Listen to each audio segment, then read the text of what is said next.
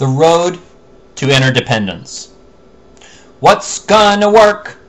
Teamwork! People and organizations go through different levels of maturity.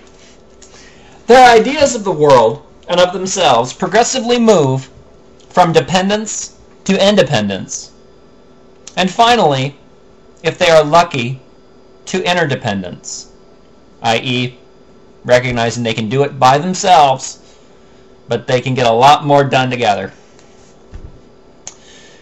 The ideas and behaviors of any organization or person can be analyzed through this simple understanding.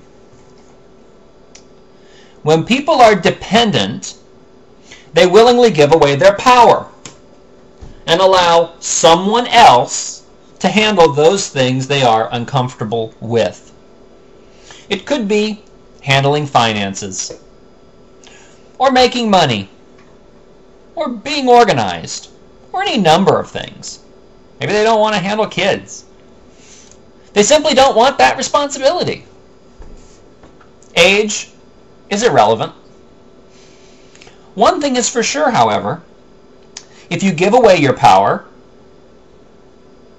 people will gladly take it from you and take you along for the ride. Just think about the last time you were in a relationship and, quote, all of a sudden, it fell apart. Did you ever think that maybe that relationship had one person as the dependent person and the other one as the independent person, and they were put into a situation where they had to switch roles?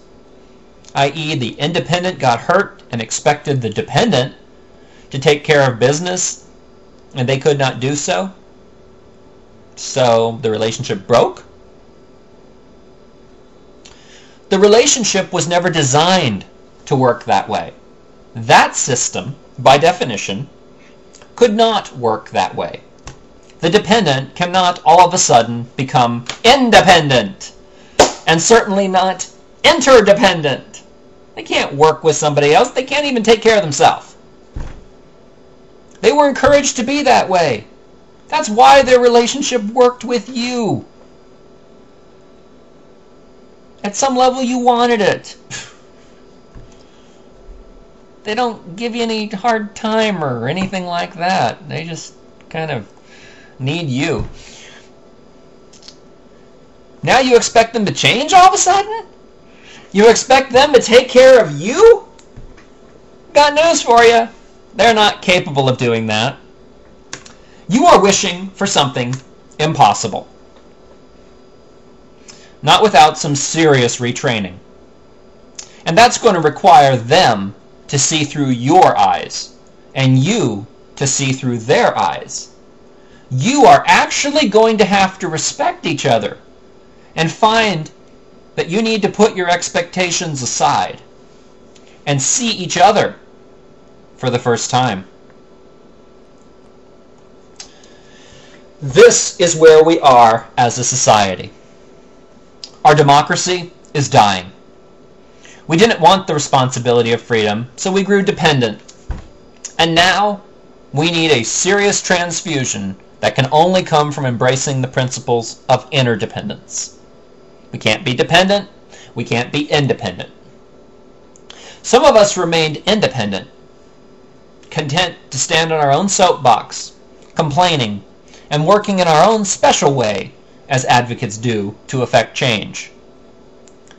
Yet now the challenges we face are so massive that all of our independent methods have failed. We will continue to fight a series of skirmishes, getting further worn down and isolated, expending huge amounts of money on fundraising and all kinds of other things, and energy to inform people for what should be easy, but has been made hard, unless we unite as citizens to make it easy. That is step one. We see You Inc. as the only way out of the mess we are all in, at all levels of our society. And it's really pretty simple. protect information, and those people who seek to criminalize some information and not others because it suits their agenda won't be able to do that. They will not be able to say information A good, information B bad, only share information A. Build an entire new layer in society solely responsible for informing the people that is not legally responsible for making a profit, gets free TV time, and puts the people in charge of informing each other. When the FCC allowed further media consolidation on June 2nd, 2003, this was the first major blow to our democracy that both many Democrats and many Republicans were up in arms about.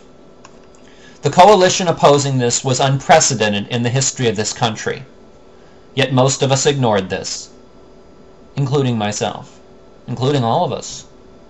We ignore it and continue to ignore it at our own peril. Look at the impact of a misinformed public. Now Rupert Murdoch, who owns MySpace and Fox News and the Wall Street Journal, and who helped get us into a war with Iraq by beating a drum of war, seeks to buy Yahoo, and we will probably let him. Maybe somebody hasn't watched the documentary Outfoxed. Now Congress is going into secret sessions. The President and his administration still have not stood trial for outing a CIA agent. Now, H.R. Bill 1955, set to pass in Congress, will seek to criminalize information itself under the definition of, quote, homegrown terrorism. Sign the petition to oppose this. www.petitiononline.com/drop1959.